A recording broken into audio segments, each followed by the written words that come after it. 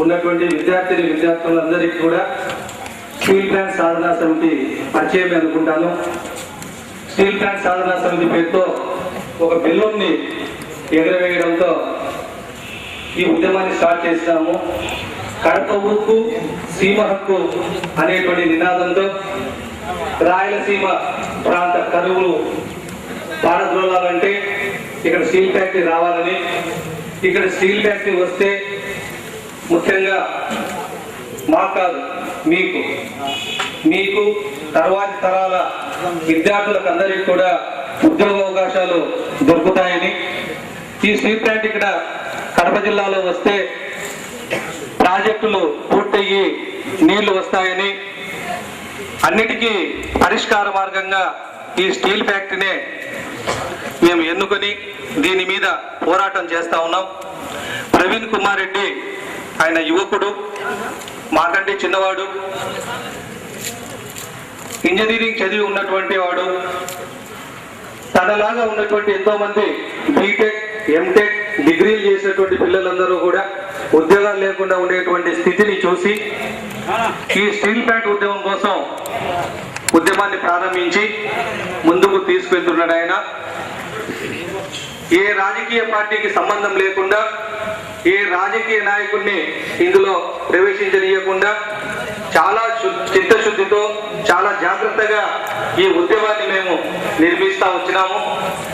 ఈ నిర్మాణంలో భాగంగానే విద్యార్థులను కలవడం, రోడ్ షోలను నిర్వహించడం, రైతుల్ని కలవడం, ఇలా ఇవాళ దీప్తి కాలేజీకి మీ ముందుకు వచ్చాం. విద్యార్థులారా, నేను కూడా అధ్యాపక వృత్తిలో ఉన్నటువంటి వ్యక్తినే. ప్రభుత్వానికి చిత్తశుద్ధి లేకుండా, రాయలసీమ అభివృద్ధి కోసం పట్టించుకోకుండా, ముఖ్యంగా కడప జిల్లాను చాలా నిర్లక్ష్యం చేస్తూ వస్తున్నటువంటి వైఖరి మీరు టీవీలలో న్యూస్ పేపర్లలో చూసింటారు. ఈ వైఖరి పోవాలని మేము కూడా కడప జిల్లాలో ఉన్నటువంటి వాళ్ళం మనుషులేని మా ప్రాంత అభివృద్ధి కోసం గళమెత్తి ఈ ఉద్యమాన్ని మేము తీసుకున్నాం. ఈ ఉద్యమంలో ప్రతి ఒక్కరి భాగస్వామ్యాన్ని మేము కోరుకుంటున్నాం.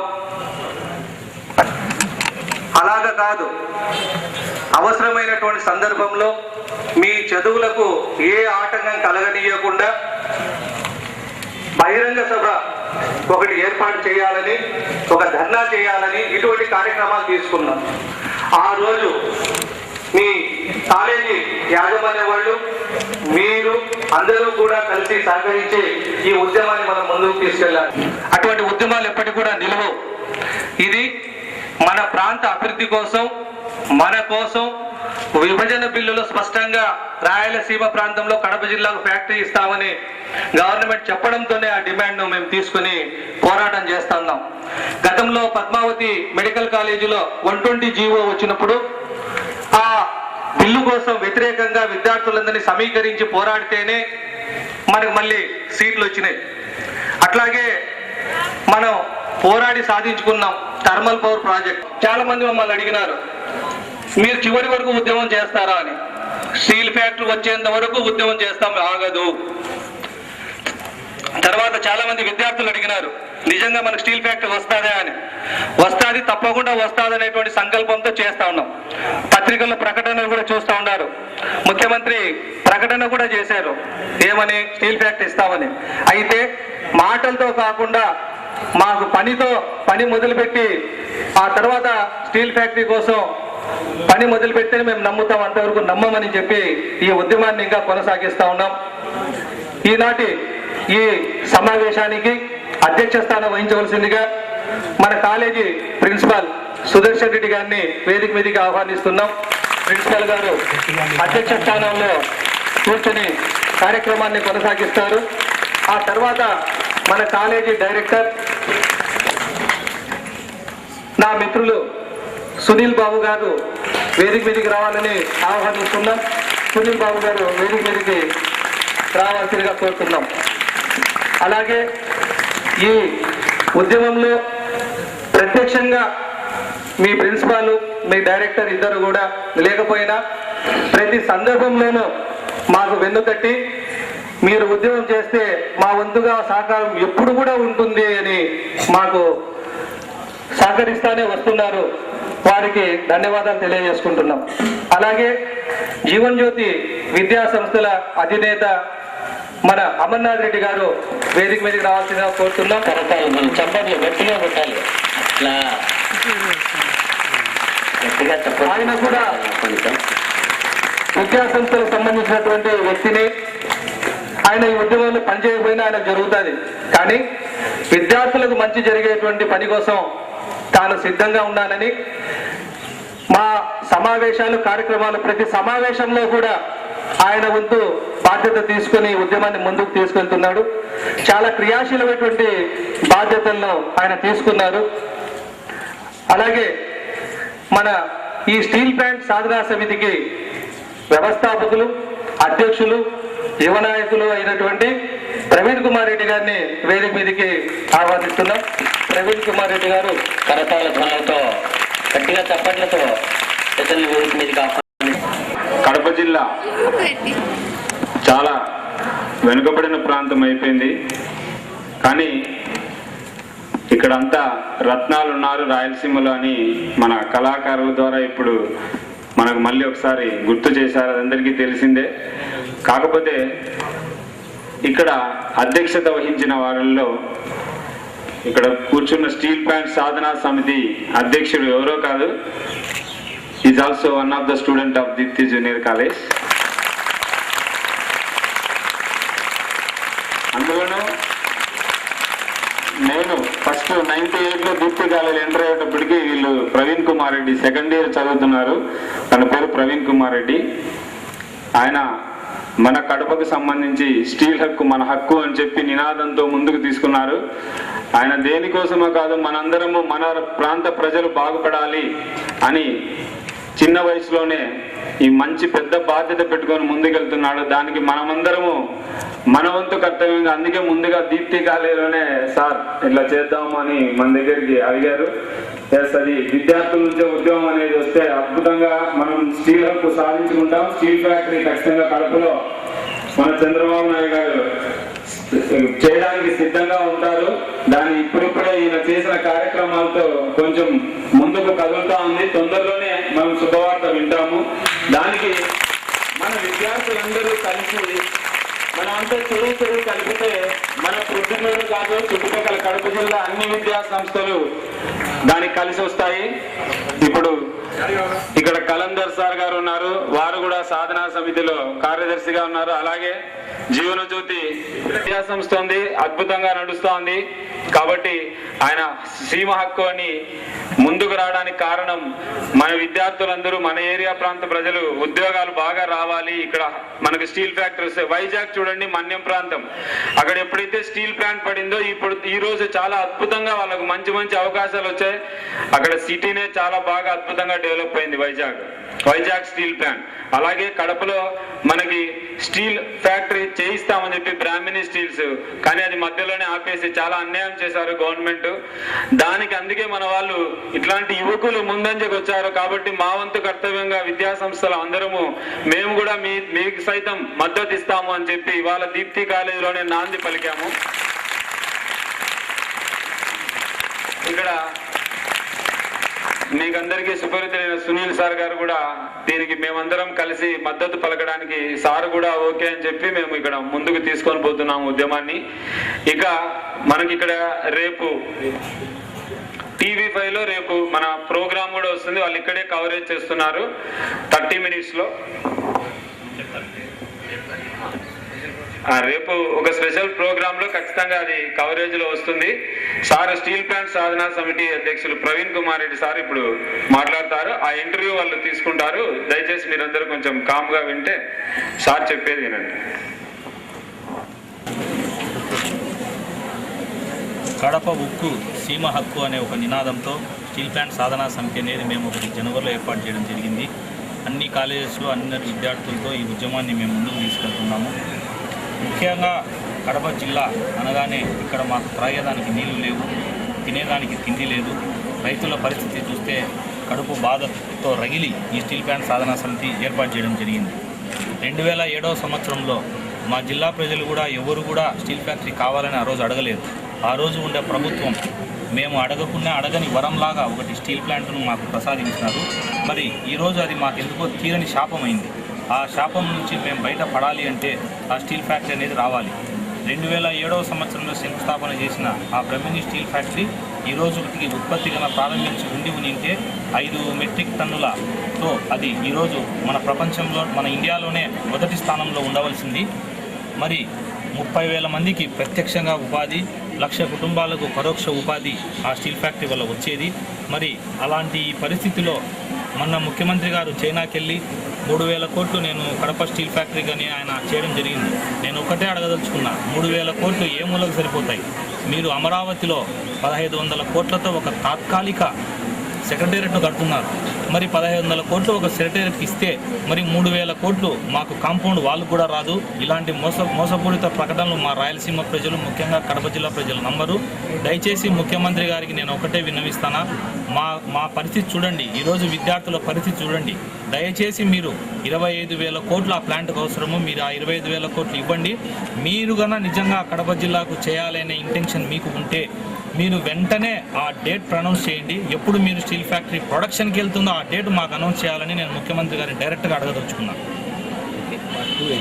విషయం ఏంటంటే స్టీల్ ఫ్యాక్టరీకి కావాల్సిన ఐరన్ ఓర్, మ్యాంగనీస్, కోల్, తర్వాత డోలమైట్, లైమ్ స్టోన్, క్లే, ఇవి దానికి కావాల్సిన ఖనిజాలు. మరి కడప జిల్లాలో ఐరన్ ఓర్ ఉంది, పక్కనే అనంతపురం జిల్లాలో ఐరన్ ఓర్ ఉంది. మాకు ఇక్కడ ఫ్యాక్టరీ పెట్టడానికి అనువైన ప్రదేశము. తర్వాత డోలమైట్ వచ్చేసి యువరాజపాలెం, వీర్పాన్పల్లి మండలంలో ఉంది. పైరిక్లే వచ్చేసి రాజంపేట దగ్గర ఉంది. లైమ్ స్టోన్ వచ్చేసి ఎర్రగుంట్ల, జమ్మమడుగు ప్రాంతాల్లో ఉంది. మరి ఇంత అపారమైన ఖనిజ సంపద మా జిల్లాలో ఉండి కూడా ఈ ఫ్యాక్టరీ దుస్థితి మీరు చూడండి, ముండి గోడలకే పరిమితమైంది. మరి ఈ ఖనిజాలన్నీ ఇంత దగ్గరలో ఉన్నప్పుడు ఈ ఫ్యాక్టరీని ఇక్కడ స్థాపిస్తే జమ్మలమడుగు దగ్గర నుంచి మైదుకూరు వరకు ఇదంతా ఒక స్టీల్ సిటీ అవుతుంది.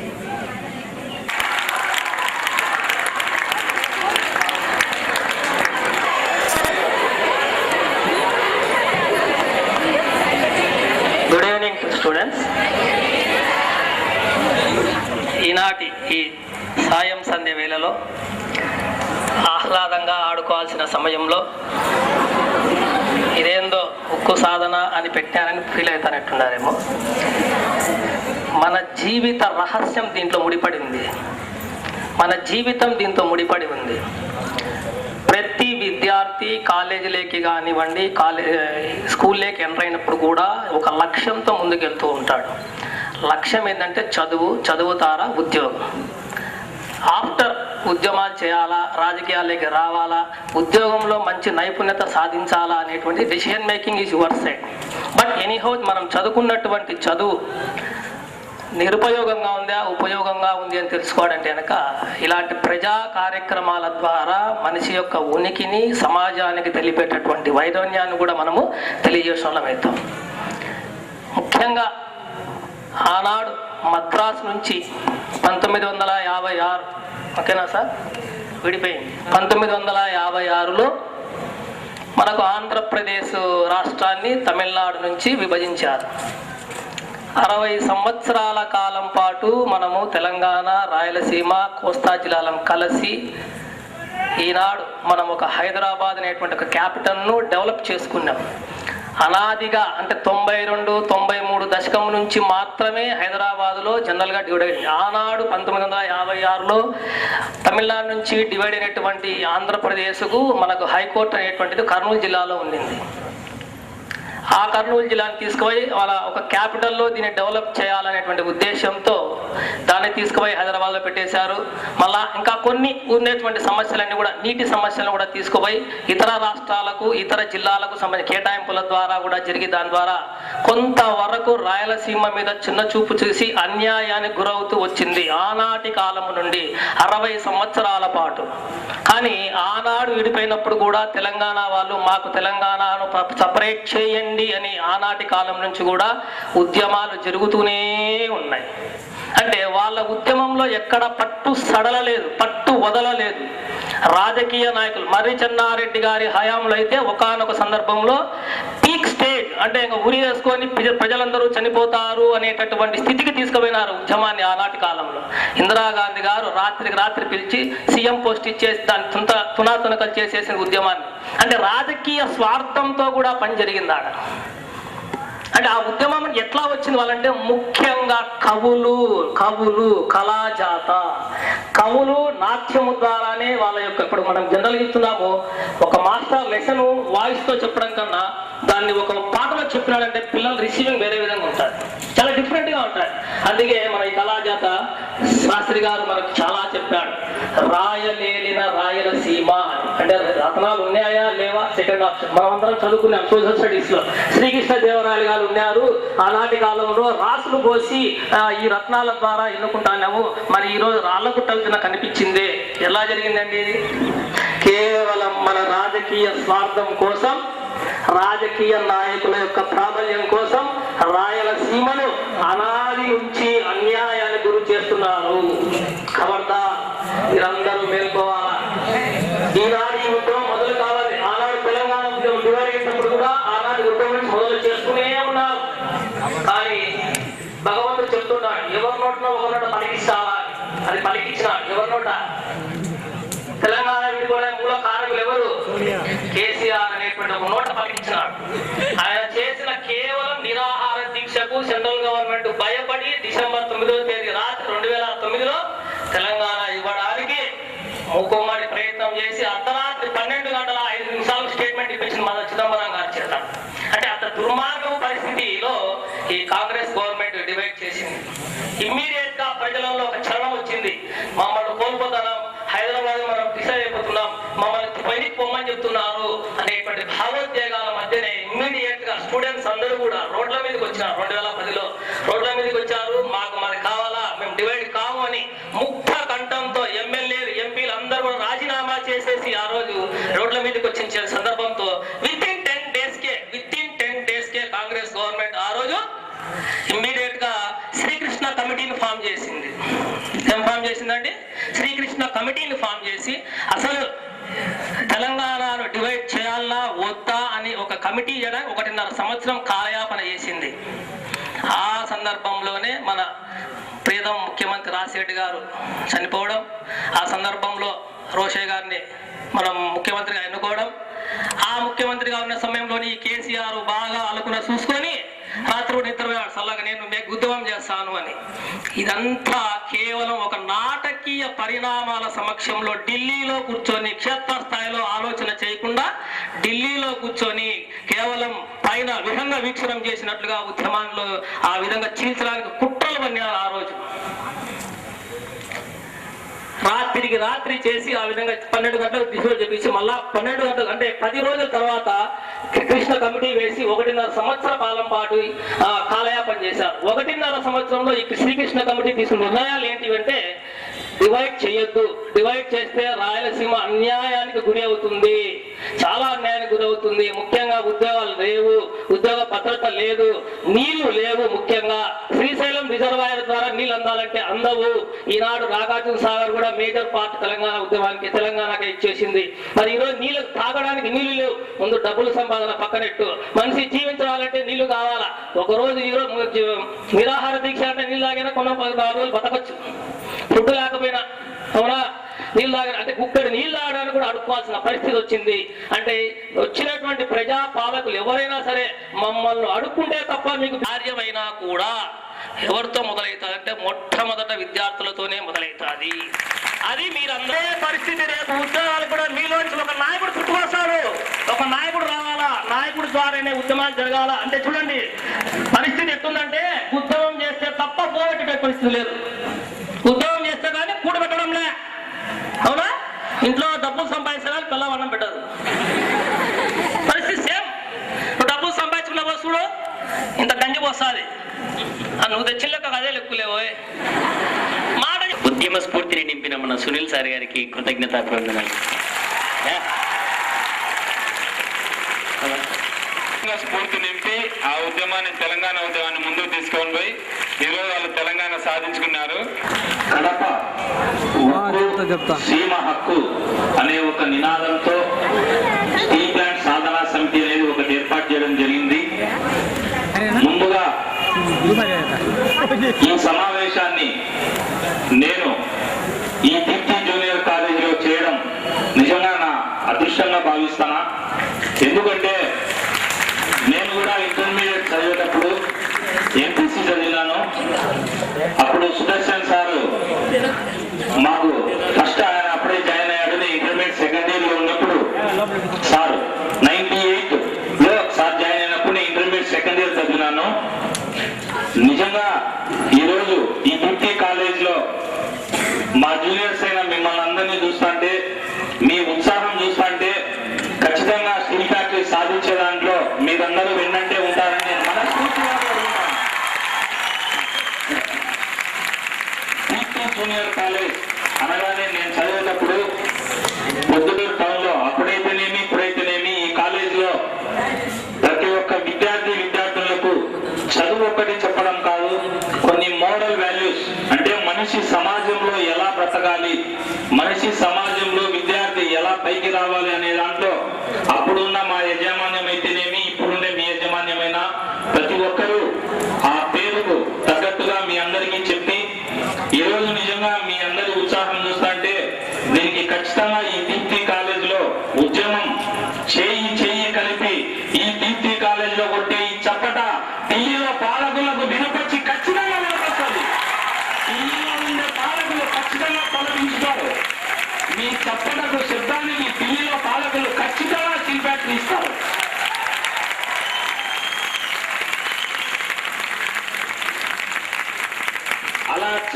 అలా అల్లరి చేస్తూ మీతో పాటే అల్లరిగా నేను కూడా ఇక్కడే తిరిగి ఇక్కడే చదివాను. అయితే కాలేజ్ అప్పుడు ఇక్కడ లేదు, అక్కడ టీబీ రోడ్డులో ఉనింది. ఆ త్యాగరాజ రెడ్డి హాస్పిటల్ దగ్గర ఉండే ఆ బేకరీ ఎదురుగా ఉనింది. నేను కూడా మీ మాదిరే సరదాగా ఆడుకుంటూ పాడుకుంటూ చదివినా. కానీ ఈ కాలేజీలో ఆ రోజు వాళ్ళు నేర్పిన ఈ పాఠాలు ఖచ్చితంగా నాకు నిజంగా ఉపయోగపడుతున్నాయి. ఎందుకంటే ఈ రోజు నేను ఉద్యమం చేస్తాను అంటే కారణం ఆ రోజు ఈ దీప్తి కాలేజీలో నేను చదవడమని నేను సగర్వంగా మీకు తెలియజేస్తాను.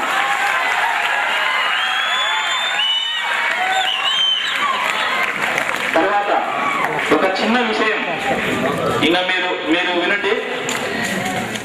కడప అనగానే ఫ్యాక్షనిస్టులుగా చిత్రీకరించి కడప జిల్లాకు ఏ ఒక్క పరిశ్రమ రానికుండా చేస్తున్నారు.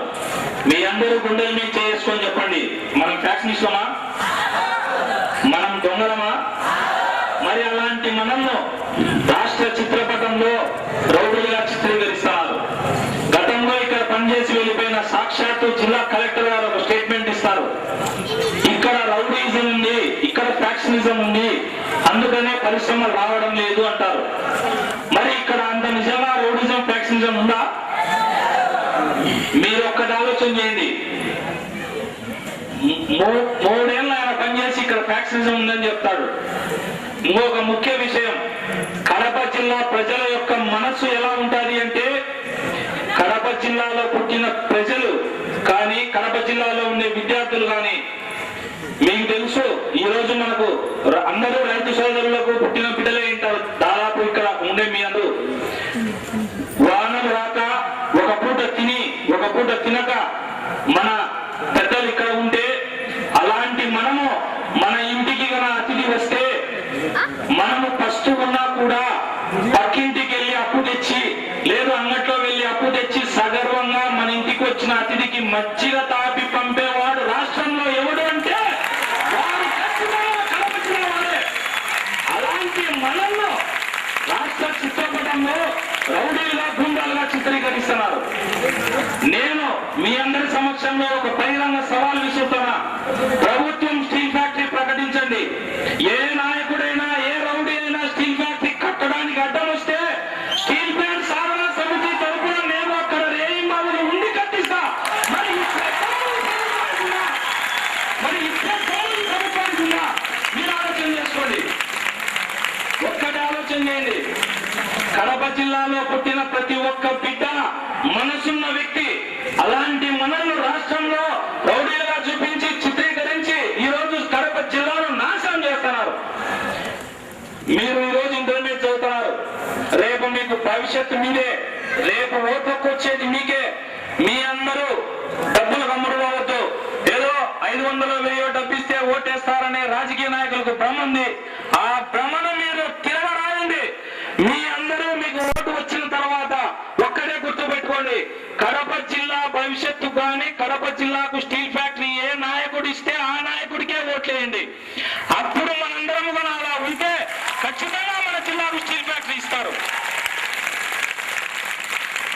ఇంకొక ముఖ్య విషయం, స్టీల్ ఫ్యాక్టరీ అనేది 2007వ సంవత్సరంలో ఆ రోజు వాస్తవంగా కడప జిల్లా ప్రజలు ఎవరు కూడా మాకు స్టీల్ ఫ్యాక్టరీ ఇవ్వండి అని అడగలేదు. మరి ఆ రోజుండ ప్రభుత్వం పెద్దలు మనకి ఇచ్చినారు. ఆ స్టీల్ ఫ్యాక్టరీని నిజంగా ఆ రోజు మనం అందరం అనుకుంటారు కడప జిల్లాకు ఇది ఒక అందని వరంలాగా, అందని అదృష్టం మనకి. అలాంటి అదృష్టాన్ని మనకు దక్కిందని ఎంతో సంతోషపడ్డారు. మరి 2 సంవత్సరాల్లోనే ఆ స్టీల్ ఫ్యాక్టరీ 35% పని అయిపోయి ఈరోజు మొండి గోడలు మిగిలి ఉన్నాయి. మీరు ఒక్కటి ఆలోచన చేయండి, ఈరోజు మీరు ఇంటర్ అయిపోతుంది, నెక్స్ట్ డిగ్రీనో బీటెక్ చేస్తారు, తర్వాత ఎంటెక్ చేస్తారు, ఎంబీఏ చదువుతారు. కానీ మీరు చదివితే మీకు ఎక్కడ ఉద్యోగాలు ఉన్నాయి? ఈరోజు మీరు హైదరాబాద్కి వెళ్ళండి, మీలాగా మీకంటే ముందైపోయిన విద్యార్థులు బీటెక్ చదివి డిగ్రీలన్నీ సంఘాల్లో పెట్టుకొని వాళ్ళు ఒక చిన్న షేరింగ్ రూమ్ తీసుకొని 3-4 విద్యార్థులు కలిసి ఒక రూమ్ లో ఉండి ఒక పూట తిని ఒక పూట తినక తల్లిదండ్రులకు చెప్తే వాళ్ళు బాధపడతారని ఉద్యోగాల కోసం హైదరాబాద్ వెళ్తున్నారు. అదే కడపలో మనకు స్టీల్ ఫ్యాక్టరీ కన్నా వస్తే ఆ పిల్లవాళ్ళు అక్కడ వెళ్ళే పరిస్థితి ఉంటారా మీరు చెప్పండి? అలా స్టీల్ ఫ్యాక్టరీ కన్నా మనం పోరాడి తెచ్చుకుంటే భవిష్యత్తులో మనం ఇతర రాష్ట్రాలకు కానీ ఇతర దేశాలకు కానీ వెళ్ళి బానిస బతుకులు బతకాల్సిన అవసరం లేదు. మన ప్రాంతంలోనే మన ఇంట్లోనే మన తల్లిదండ్రుల దగ్గర ఉంటూ మనము స్టీల్ ఫ్యాక్టరీలో ఉద్యోగం చేయొచ్చు. స్టీల్ ఫ్యాక్టరీ వస్తే 30,000 మందికి ఉద్యోగాలు వస్తాయి. 10th క్లాస్ చదివిన వాళ్ళ దగ్గర నుంచి బీటెక్ చేసి ఎంబీఏ కానీ ఎంటెక్ కానీ చేసిన ప్రతి ఒక్కరికి 10th నుంచి మాస్టర్స్ డిగ్రీ వరకు ప్రతి ఒక్కరికి ఉద్యోగాలు వస్తాయి. ఎవరికి వస్తాయి ఆ ఉద్యోగాలు? నాకు రావు, మీకు వస్తాయి. మీరు ఇవాళ ఇంటర్మీడియట్ చదువుతున్నారు, మీకు డిగ్రీ అయిపోతుంది, అయిపోగానే మీకు ఎక్కడ ఉద్యోగాలు లేవు. అదే స్టీల్ ఫ్యాక్టరీ కన్నా ఉంటే ఈ ప్రాంతానికి అన్ని ఉద్యోగాలు వస్తాయి. 30,000 మందికి డైరెక్ట్ గా ఉద్యోగం దొరుకుతుంది. తర్వాత 30,000 మందికి ఎంప్లాయ్మెంట్ వస్తే 1,00,000 మందికి పరోక్ష ఉపాధి దొరుకుతుంది. 1,00,000 మందికి పరోక్ష ఉపాధి ఉంటే ఈ ప్రాంతం అంతా బాగా డెవలప్ అవుతుంది. ఇంకొక ముఖ్య విషయం మీరు గుర్తుపెట్టుకోండి, నిన్న ముఖ్యమంత్రి గారు చైనాకి వెళ్ళి 3,000 కోట్లతో కడపకు స్టీల్ ఫ్యాక్టరీ అన్నాడు. అదే అమరావతిలో రాజధాని కట్ట అంటే తాత్కాలిక సెక్రటేరియట్ కట్టేదానికి 1,500 కోట్లు ఇచ్చాడు. మరి ఒక సెక్రటేరియట్ భవనం కట్టేదానికి 1,500 కోట్లు ఇస్తే 30,000 కోట్ల అవసరం ఉండే ఈ స్టీల్ ఫ్యాక్టరీకి 3,000 కోట్లు ఇస్తే ఆ స్టేట్మెంట్ ను మీరు నమ్ముతారా? మీలో నమ్మకం ఉందా? మరి 30,000 కోట్లు అయ్యే స్టీల్ ఫ్యాక్టరీకి 3,000 కోట్లు ఇస్తే మరి అది కేవలం కడప ప్రజలను మోసం చేయడం కాదా అని నేను మిమ్మల్ని అడుగుతున్నా. ఇంకా స్టీల్ ఫ్యాక్టరీ వస్తే ఒక్క స్టీల్ ఫ్యాక్టరీలో 30,000 మందికి ఉద్యోగాలు, తర్వాత స్టీల్ ఫ్యాక్టరీకి అనుసంధానమైన పరిశ్రమలు, నట్స్ అండ్ బోల్ట్స్ తయారు చేసే ఫ్యాక్టరీ, వెజల్స్, స్టెయిన్లెస్ స్టీల్ తయారు చేసే ఫ్యాక్టరీ, ఇలా ఐరన్ కు సంబంధించిన పరిశ్రమలన్నీ వస్తాయి. ఇంకా దాదాపుగా 25 పరిశ్రమలు వస్తాయి. ఆ 25 పరిశ్రమల్లో ఒక్కొక్క పరిశ్రమలో 2,000 మందికి ఉద్యోగాలు వచ్చినా 50,000 మందికి ఉద్యోగాలు వస్తాయి. మీకు ఒక్కటే చెప్తున్నా, స్టీల్ ఫ్యాక్టరీ ఒక్కటే మన కడప జిల్లాకు పట్టిన దరిద్రం వదలాలంటే ఖచ్చితంగా స్టీల్ ఫ్యాక్టరీ ఒక్కటి చాలు. స్టీల్ ఫ్యాక్టరీ రాకమునుపు వైజాగ్ చూడండి ఎలా ఉందో, ఈ రోజు వైజాగ్ చూడండి. జమ్మలమడుగు టౌన్ దగ్గర నుంచి మైదుకూరు టౌన్ వరకు ఇదంతా ఒక స్టీల్ సిటీ అవుతుంది. ఇంకొక ముఖ్య విషయం, రాష్ట్ర విభజన జరిగింది. ఏ ఒక్కరమైనా అయ్యా మా రాష్ట్రాన్ని విభజించండి అని మనం అడిగామా? మనం ఎవరూ అడగకపోయినా ఆ రోజు ఉండే పాలకులు మన నెత్తి మీద గొంతు పెట్టి తల్లిని పిల్లలను వేరు చేసినట్టు కలిసిమెలిసి ఉండే తెలంగాణను మనల్ని డివైడ్ చేశారు. మరి 10 ఏళ్ళు మనకు ఉమ్మడి రాజధాని అన్నారు. మరి ఎక్కడ 10 ఏళ్ళు మనకి ఇస్తున్నారు? ఇక్కడ ఉండే మన ప్రభుత్వ పెద్ద ఓటుకు నోటు కేసులో దొరికి నేను హైదరాబాద్ రాను, నేను విజయవాడకి వెళ్ళిపోతానని ఆయన అంతా విజయవాడకి వెళ్ళిపోయాడు. మరి విజయవాడకి వెళ్ళిపోయి తాత్కాలిక సెక్రటరీలని ఉద్యోగస్తుల పరిస్థితి చూస్తే ఈ రోజు రోడ్ల మీద ఉన్నారు ఉద్యోగస్తులు. ఉండేదానికి ఇల్లు లేవు, ఆడ పరిపాలన అక్కడ చేయాలంటాడు. మరి ఉమ్మడి రాజధాని 10 ఏళ్ళ హక్కు ఉంది కదా, మనకు హక్కు లేదా హైదరాబాద్ మీద? మరి ఏ ఒక్క నాయకుడైనా మన కడప జిల్లా వాళ్ళు కానీ రాయలసీమలో కానీ అయ్యా ఇది అన్యాయము, మాకు ఖచ్చితంగా మాకు హైదరాబాద్ మీద హక్కు ఉందని మాట్లాడరు. ఇంకొక ముఖ్య విషయం, అమరావతిని ఫ్రీ జోన్ చేయలే. మొత్తం అమరావతిలో నిన్న 4,000 ఉద్యోగస్తులు భర్తీ చేసి మొత్తం అక్కడ ఉద్యోగాలు ఇచ్చినారు. సరే, అక్కడ ఉద్యోగాలు ఇస్తే కనీసం విస్తీర్ణంలో 42% మన రాయలసీమ ఉంది, రిమైనింగ్ 58% కోస్తాంధ్ర ఉంది. మరి 48% విస్తీర్ణంలో ఉన్న మనకు ఎన్ని ఉద్యోగాలు ఇవ్వాలి? 4,000 ఉద్యోగాల్లో మీరు చెప్పండి. మనకు కనీసం అంటే 1800 ఉద్యోగాలు ఇవ్వాలా? మరి ఒక్క ఉద్యోగం ఇచ్చారా? ఫ్రీ జోన్ చేయరు, మొత్తం అక్కడ వాళ్ళకి ఉద్యోగాలు. కారణం ఏంటంటే అక్కడ సీట్లు ఎక్కువ ఉన్నాయి, రాయలసీమలో సీట్లు తక్కువ ఉన్నాయి. రెండోది, రాయలసీమలో ప్రజలకు మనకు చిచ్చు పెట్టి ఈ పార్టీ ఆ పార్టీ కొట్టుకుంటారు. సగం ఇటు సగం అటు వస్తాయి. కడప జిల్లాలో ఎటు నాకు సీట్లు రావని ఒక ఆయన, కడప జిల్లాలో నేను ఎట్లా ఎవడి కుక్కను పెట్టా కూడా కడప జిల్లాలో నా అభ్యర్థి గెలుస్తాడని ఒక ఆయన, రాయలసీమను పట్టించుకోరు. ఇంకొక ముఖ్య విషయం, అమరావతిని ఖచ్చితంగా ఫ్రీ జోన్ చేయాలా. ఫ్రీ జోన్ చేస్తే